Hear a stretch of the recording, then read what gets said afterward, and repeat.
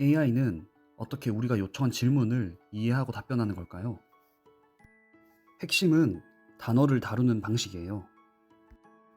AI는 단어를 글자가 아니라 숫자 좌표로 처리합니다. 이걸 단어 임베딩이라고 불러요. 좌표가 뭔지 색으로 비유를 해볼게요.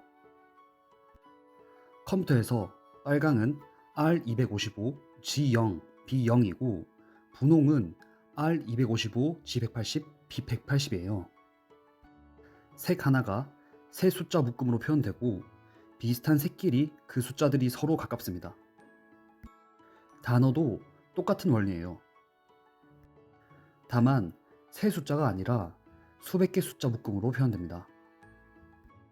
의미가 비슷한 단어끼리 그 숫자 묶음이 서로 가까워요. 그런데 이 수백 개 숫자는 누가 정해줄까요? 사람이 정하는 게 아니에요.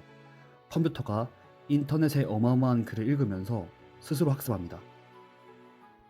방식은 빈칸 채우기 게임이에요. 나는 사과를 땡땡땡 같은 문장에서 빈칸에 올 단어를 맞히게 시킵니다. 처음엔 좌표가 무작위라서 자주 틀려요. 하지만 틀릴 때마다 컴퓨터가 좌표를 조금씩 옮깁니다. 비슷한 문맥에 자주 같이 나오는 단어끼리 가까워지도록요. 이 게임을 수십억 번 반복하면 좌표가 알아서 정리돼요. 결과적으로 사과, 바나나, 포도가 가까운 자리에 강아지, 고양이가 또 다른 가까운 자리에 모입니다. 가깝다는 건 곧 의미가 비슷하다는 뜻이에요. 더 신기한 건 좌표 축, 즉 방향에도 의미가 담긴다는 점이에요. 어떤 축은 남성에서 여성으로 가는 방향, 어떤 축은 단수에서 복수로 가는 방향으로 자동 정렬됩니다. 그래서 왕의 좌표에서 남자를 빼고 여자를 더하면 여왕의 자리로 이동해요. 그런데 단어 임베딩만으로는 한계가 있어요. 한국어 배는 타는 배, 아픈 배, 먹는 배, 글자가 같으니 좌표도 한 곳에만 찍힙니다. 문맥에 따라 뜻이 달라져야 하는데 좌표가 고정돼 있어요. 그래서 두 번째 개념, 어텐션이 등장합니다. 어텐션은 한 단어가 자기 뜻을 정하기 위해 같은 문장의 다른 단어들을 참고하는 메커니즘이에요. 배가 자기 뜻을 모르겠으면 옆에 강이 있는지 아프다가 있는지 살펴서 결정하는 거죠. 비유로 설명해 볼게요. 같은 문장 안에 단어들이 한 회의실에 모여 있다고 상상해 보세요. 그중 배 같은 모호한 단어가 다른 단어에게 도움을 요청합니다. 내 뜻 정하는 것 좀 도와줘. 핵심은 옆의 단어들이 가진 정보가 다르다는 점입니다. 강은 나는 자연 장소 정보를 안에 담고 있고, 아프다는 나는 상태, 통증 정보, 고양이는 나는 동물, 명사 정보를 갖고 있어요. 단어 자체가 곧 정보의 카드인 거죠. 도움을 요청한 단어는 머릿속에 내가 알고 싶은 게 뭔지 적은 질문지를 갖고 있어요. 배라면 질문 내용은 다음과 같아요. 내 옆에 자연 장소를 가리키는 단어가 있어? 아니면 상태, 통증을 가리키는 단어가 있어? 이걸 컴퓨터는 숫자로 표현하고 쿼리, 큐라고 부릅니다. 다른 단어들은 각자 나는 이런 정보를 줄 수 있어 라는 자기소개 카드를 들고 있어요.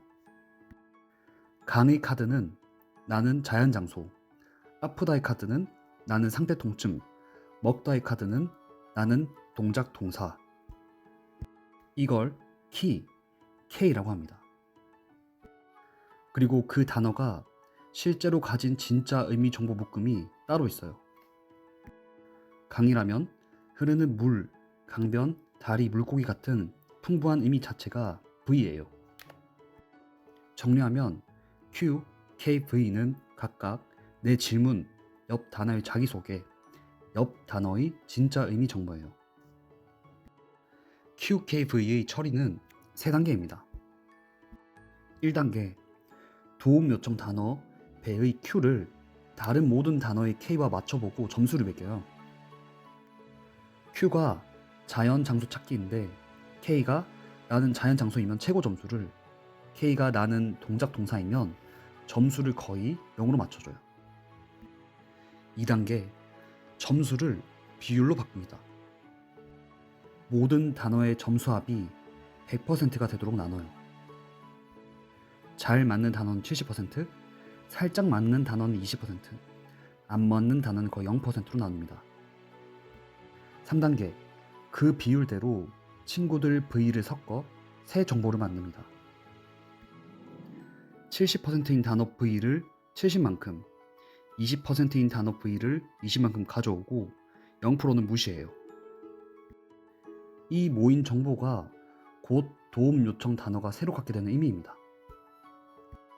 그리고 이 일은 한 단어만 하는 게 아니라 문장 안 모든 단어가 동시에 합니다. 거리에 상관없이 한 번의 계산으로 끝나요. 지금까지 설명한 어텐션 한 세트, 즉 QKV를 만들고 점수를 매기고 비율로 V를 섞는 과정 자체가 어텐션 한 세트입니다. 이 한 세트를 여러 번 동시에 돌리는 게 멀티 헤드 어텐션이에요. 한 세트는 곧 한 헤드라고 부르기도 합니다. 헤드마다 QKV 학습이 달라서 잡아내는 관계도 달라집니다. 한 헤드는 명사 찾기, 한 헤드는 짝꿍 찾기, 한 헤드는 시간 표현 찾기처럼 임무가 나뉘어요. 그래서 한 단어가 한 번에 여러 종류의 정보를 동시에 흡수하게 됩니다. 마지막 개념은 레이어 스택이에요. 지금까지 설명한 어텐션 작업을 한 번만 돌리지 않고 같은 작업을 수십 번 반복하는 구조입니다.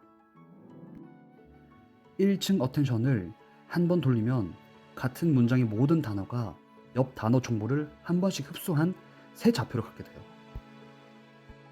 예를 들어 배는 옆에 강이 있다는 정보를 흡수해서 타는 배 쪽으로 살짝 기울어진 새 좌표가 됩니다.